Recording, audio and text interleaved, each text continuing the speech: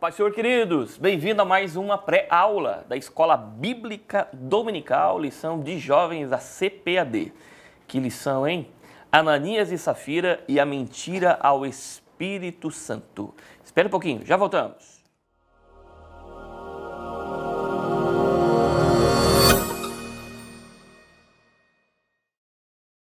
Ananias e Safira e a mentira ao Espírito Santo. E o que vem por aí, não? Atos, capítulo de número 5, do 1 ao 13. Este fato que traz temor e nos causa muito tremor. Um registro bíblico de um evento que aconteceu ali no início da igreja, em meio a tantos milagres, como nós estamos trabalhando aqui ao longo de toda esta lição. O texto do dia nos diz: disse então Pedro: Ananias, por que encheu Satanás o teu coração, para que mentisses ao Espírito Santo e retivesses parte do preço da herdade? A síntese: a mentira é algo abominável ao Senhor, e o tom dessa lição vai envolver isso. A questão da integridade, da mentira, da verdade, da sinceridade, entre outras questões que são necessárias e que são prerrogativas próprias do servo de Deus. Na introdução aqui do nosso comentário, o texto diz que os relatos a respeito dos acontecimentos sobrenaturais no livro de Atos continuam no capítulo 5, né? Como nós acompanhamos nas lições anteriores, falando no contexto de milagres. E a comunidade dos crentes do primeiro século crescia e todos estavam em comunhão. Ocorre que dentro desse contexto nós temos então este fato que trouxe um desconforto, de certo modo, à igreja, porque eles verificaram a seriedade do Evangelho do Cristo, o que significaria, para além das benesses e do privilégio de sentir a presença de Deus e ser batizado por Ele, também a responsabilidade de ter o Espírito Santo em si. O ambiente era tão fraterno naquele momento que muitos vendiam suas propriedades e davam à igreja para abençoar os mais carentes. Contudo, como em toda a esfera, em todo o grupo social, sempre há aquelas pessoas, né, que não andam segundo a ordem, né, do grupo, a ordem estabelecida, e nesse caso eram falsos irmãos que tentaram burlar, né, a proposta fraterna de Cristo, ok? O primeiro tópico nos diz o engano na obra de Deus, nos trazendo um panorama, né, no primeiro ponto desse tópico, acerca da comunidade cristã. A igreja de Jerusalém era realmente uma família, de forma que as necessidades de qualquer irmãos, principalmente das viúvas, sem sustento, elas foram supridas. Nós veremos isso, inclusive, posteriormente, nos capítulos seguintes, quando da instituição dos diáconos, no capítulo 6. Mas a necessidade dos diáconos se põe a essa condição da igreja, uma igreja em que, né, na primeira mensagem, na primeira pregação, na inauguração da igreja, em Atos 2, 3.000 almas, né, aceitam a Jesus pela pregação de Pedro, somam-se a isso 5.000, claro, muitos desses voltam, né, às suas terras de origem, mas grande parte, a maior parte fica ali, e nós temos uma grande comunidade se estabelecendo, entendendo inclusive, aqui mais um subsídio teológico, né, de que a teologia no momento era muito simples, né? Jesus é o Messias, Mateus dá conta disso, mostrando no Antigo Testamento os textos, né, que mostram Jesus como Messias, ou seja, ele é o Messias prometido, o Messias judeu, e ele voltará. E esta teologia fez com que eles aguardassem a vinda de Jesus naquele momento, naquele período, naquele instante, né? Naquela era, naquela geração, o que fez com que eles se despreendessem, né, de seus bens de uma forma muito tranquila, as vendessem, entregassem, depositassem ao pé dos apóstolos e vivessem ali, né, naquela comunidade, esquecendo inclusive das suas, né, dos seus empreendimentos, né, dos seus projetos. E isso é uma coisa muito própria daquele momento, daquela teologia. Eles vivenciavam de uma forma muito profunda a vinda de Jesus, o que fazia esquecer-se do futuro e de tudo aquilo que era proposta de Deus para a sua vida, como, por exemplo, né, a própria questão das missões. Ou seja, eles estavam ali, venderam tudo para ficar ali, estava tudo muito bem, e depois nós vamos notar que a provação ou a perseguição vem sobre eles para que eles possam, então, se pôr ao contexto missionário, que já é um desenvolvimento da perspectiva teológica. Pois bem, estavam ali, estava tudo muito bem, né? O dinheiro não era prioridade para as suas vidas, como diz o primeiro ponto, mas naquele contexto aparentemente perfeito, né? Alguém vai dar lugar ao diabo, ou seja, alguém não vigiou, né? De certo modo, se diz que as pessoas são influenciadas pelo meio, de certo modo até o são, mas isso não é uma verdade, né, clara e absoluta, é o fato desses, né? Ou seja, numa esfera perfeita, havia aqueles que foram cooptados pelo diabo e talvez pela própria vaidade de querer achar-se, né, no direito de conseguir uma condição especial, sem abrir mão, sem compromisso, né, o que é uma coisa que não deveria ocorrer, mas também ocorre.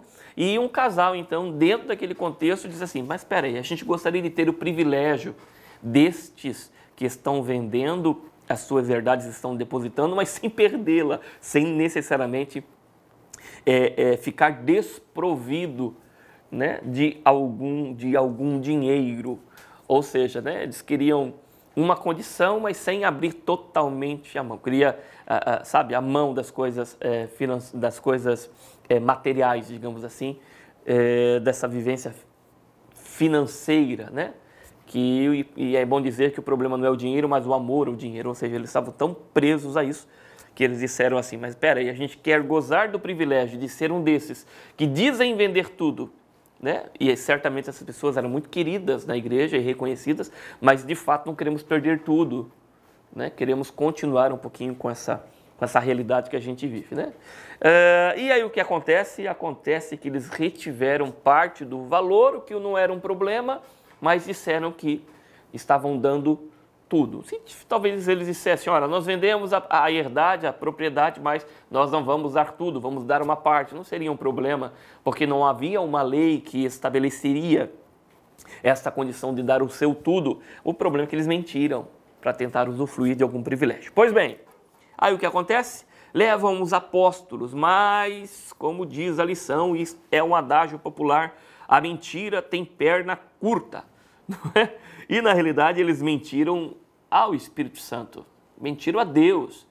Então não há como essas coisas não virem à tona, porque a mentira neste caso foi uma afronta ao próprio Espírito Santo de Deus, né? E aqui eles se fizeram filhos do próprio diabo, e o diabo ele é o pai da mentira, que está no nosso terceiro ponto, que diz que dizer que é crente, burlar contas, fraudar governo, empresas ou igreja é um ato abominável diante de Deus. Nossa palavra deve ser sim, sim ou não, não. Ou seja, não havia exigência deles darem tudo. Deram para tentar usufruir desta mentira, mas o Espírito Santo o revelou. Porque o Espírito Santo não é apenas uma consciência, como alguns pensam, não é um sentimento, não é apenas assim uma atmosfera que se nos advém, né? Alguma coisa como que mágica, sobrenatural no sentido, né?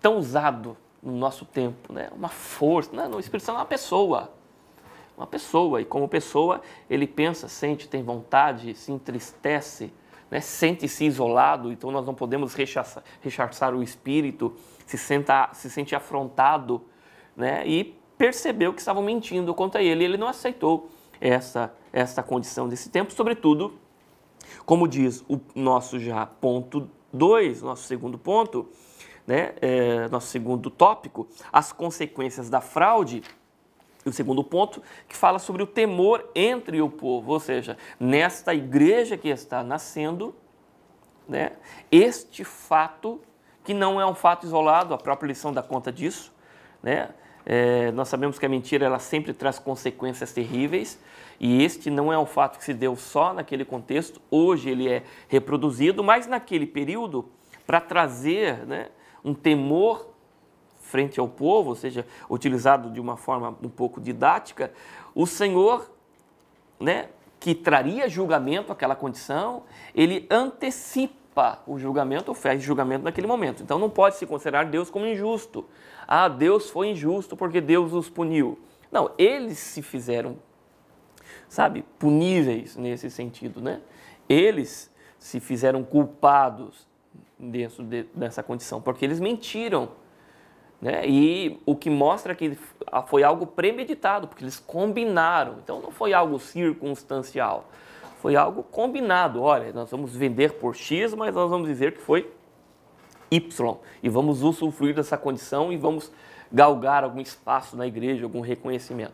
Ou seja, foi premeditado. E quando fizeram isso, eles se colocaram diante do juízo de Deus.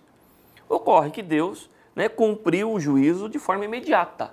Então Deus não é injusto por isso, né? Ele apenas o fez naquele momento algo que o seria posteriormente, né? Porque o julgamento certamente se faria sobre eles, porque Deus não se deixa escarnecer e ninguém pode mentir a Deus. É claro, né? Se fôssemos pensar, se o Senhor agisse desta forma, é o que diz o texto, né? Quantas pessoas seriam mortas hoje neste contexto? Todas as pessoas que mentem, né? Que defraudam, que enganam. Nisso entra a misericórdia de Deus, mas a justiça de Deus se estabelece, ainda que ele seja longânimo, né? Deus é longânimo, mas a sua justiça ela não tarda a vir. Neste caso em específico, no caso de Ananias e Safira, como já dissemos, isso foi de forma imediata para que a igreja, né, entendesse como Deus era santo e aquilo que ele pedia, né, ou nós podemos dizer, né, aquilo que é próprio do cristão daquele tempo a hoje, que é a própria santidade. Pois bem, no capítulo 3, ou melhor, no terceiro ponto do segundo tópico, aquilo que poderia afastar os crentes da igreja, você imagina, 8.000 pessoas, em torno disso, quer dizer, este fato, tão difícil de compreender, né, hoje, mas que naquele contexto já era próprio do contexto do Antigo Testamento, esse julgamento feito no momento, no ato, ou seja, se nos é estranho, naquele momento não foi, só mostrou que Deus continuava sendo justo. Isso, em vez de afastar as pessoas da igreja, isso na realidade fez com que as pessoas se santificassem, criasse-se um temor, né? E as pessoas então não ousaram mais, pelo menos de forma geral, a Bíblia não é explícita em relação a isso, né? Elas não ousaram mais mentir, ou seja, houve um cuidado maior, uma santificação, né? Um zelo em relação às coisas de Deus, porque eles entenderam que, não obstante ser período da graça, a graça traz consigo muitas responsabilidades. Podemos dizer hoje, nós vemos falas soltas, assim, é claro, de pessoas que dizem, na graça é mais fácil. Será que na graça é mais fácil? No período da graça é mais fácil. Será que o é? Ora, se o próprio Cristo, ele diz que as próprias intenções do coração são consideradas como um pecado concreto, diferente do Antigo Testamento, que o pecado era o ato em si, poderíamos pensar, será que o é? Bom, fica a pergunta aí e o necessário aprofundamento, ok? Mas o contexto da lição já dá conta disso. A graça traz consigo uma grande responsabilidade, porque Deus olha para além das nossos atos e as nossas próprias intenções. Pois bem, no terceiro tópico, então, fala sobre a sinceridade, a integridade e a verdade como traços do caráter cristão. Ou seja, esses cristãos desse período, a igreja primitiva foi impactada por esse fato, eles buscaram mais o Senhor, poderiam usar isso como um argumento para dizer Deus é injusto, né? Ou Deus ele é muito pesado, Deus é vingativo. Não, eles entenderam perfeitamente que o Deus é um Deus de santidade e se aproximaram do Senhor e todos os dias estavam nas casas e nos templos adorando o Senhor, e essa condição, né, estabeleceu um chão, né, a base, o fundamento para o milagre, porque Deus estabelece-se dentro dessa condição, e o que nós veremos, por exemplo, na lição seguinte, quando os apóstolos foram libertos da prisão, por exemplo. Olha quantos milagres ocorreram. O fato de eles se santificarem os fundamentou para o milagre, os fundamentou para o martírio, os fundamentou para tudo aquilo que viriam sobre eles, sobretudo no contexto das perseguições. O primeiro ponto da lição, então, o primeiro ponto desse terceiro tópico fala que os cristãos precisam ser sinceros, e aqui é a retomada de um dado, né, de uma informação aqui histórica, né, ou da própria cultura da época, que a própria palavra sincera quer dizer sincera, porque você imagina, né, o utensílio mais utilizado da época né, em todos os contextos, era o vaso, né, o vaso feito de barro. E muitos, para tentar, né, maquiar falhas, sobretudo furos, né, imperfeições que havia no vaso, colocavam cera neste vaso. Enquanto transportava-se, né, fluidos frios, a água, por exemplo, né, aquilo não era um problema, mas a partir do momento que você esquentava, derretia a cera. Então você imagina o transtorno que isso traria, né? O desperdício, o grande problema econômico que havia na época, de modo que, como diz a lição, então agora eles deveriam, era uma lei, né, estabelecida, que todo vaso fosse comercializado sem cera. E daí vem o termo sincero, ok? Nós temos aqui uma questão, né, da própria etimologia da palavra. Então, dizer sem cera, aqui é sem trapaça, ok? E aí depois isso vai ser trazido assim num sentido menos material e mais como sentimento, ou seja, né, mais como virtude. Nós precisamos ser sinceros, ou seja, sinceros. Sim, sim, não, não. Estamos num tempo hoje que as pessoas maqueiam muito, né? Quer dizer, há uma maquiagem posta às próprias falas, né? Jesus vai dizer que os religiosos da época eram como que sepulcros caiados, né? Sepulcros pintados. Por fora, perfeitos, mas por dentro o que havia era ossadas, né? Putefação, pense o que significa isso, né? Era cadáveres, ou seja, por fora uma coisa, por dentro outra. E era isso que o Senhor não queria naquela igreja que estava nascendo. Ele queria pessoas sinceras, e ainda que para isso ele usasse de um tom um pouco mais posto ao juízo, ok? O oposto de sincero é falso, fingido ou hipócrita. Então o crente tem que ser verdadeiro, essa é a prerrogativa. E nós evocamos essa verdade, né? Não apenas na nossa fala, mas sobretudo nas nossas atitudes, né? Nas nossas ações, nas nossas relações. O ponto 2 do terceiro tópico fala sobre a integridade em todo o tempo. Então, aqui ele faz uma alusão, uma correlação a Daniel, que foi íntegro e sincero, não mentiu, mas foi verdadeiro, indiferente, né, ao contexto que se encontrou, certamente o era em Israel, e quando foi transportado à Babilônia, mesmo diante de tantas situações que se lhes veio, né? Imagina quantas tentações passa esse menino. Algumas das questões nós vemos no próprio texto, né? Houve uma tentativa de cooptá-lo através dos manjares do rei, mas ele não aceita. Okay? Ele não aceita essa condição, porque ele é uma pessoa íntegra, entendendo que integridade é sempre vista na prática, não existe integridade teórica. A pessoa que é íntegra o é diante das situações que se lhes vêm, e ele mostra aí a sua integridade, né? A sua verdade, a sua lealdade, a sua própria condição de ser, sobretudo aqui, né? Sobre essa perspectiva cristã. Então, gente, no terceiro tópico, fechando então esta lição, no terceiro ponto do terceiro tópico, fala sobre a verdade acima de tudo. Então, no entanto, a verdade deve ser sempre seguida.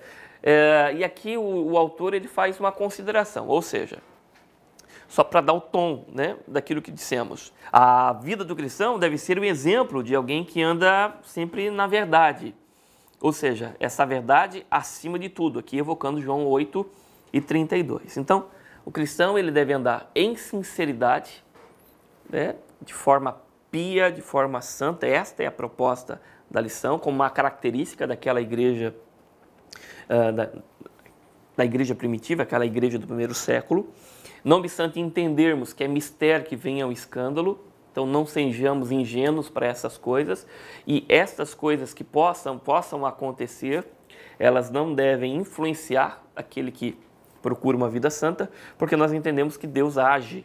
Se não age de forma imediata, Ele o fará, né, no seu devido tempo. E a verdade deve ser a nossa causa, a causa do cristão.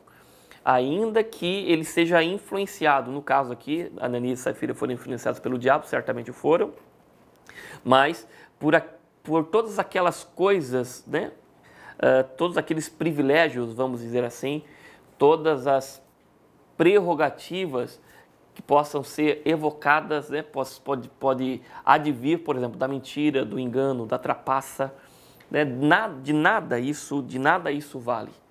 de nada isso vale. O importante é você ser sincero diante de Deus, né, e agir com sinceridade.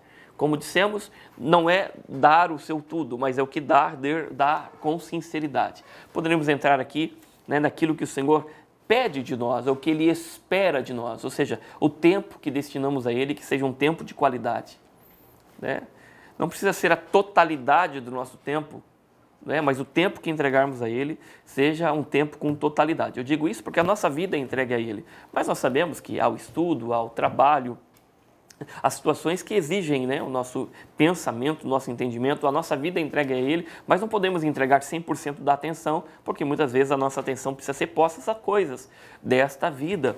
Mas do tempo que temos, né, para nós, digamos assim, e o tempo que temos para além desses tempos que exigem total atenção, que nós possamos a entregar a Deus com sinceridade. Há pessoas que dizem, eu não tenho tempo. Será que não temos? Talvez estejamos mentindo a Deus, né?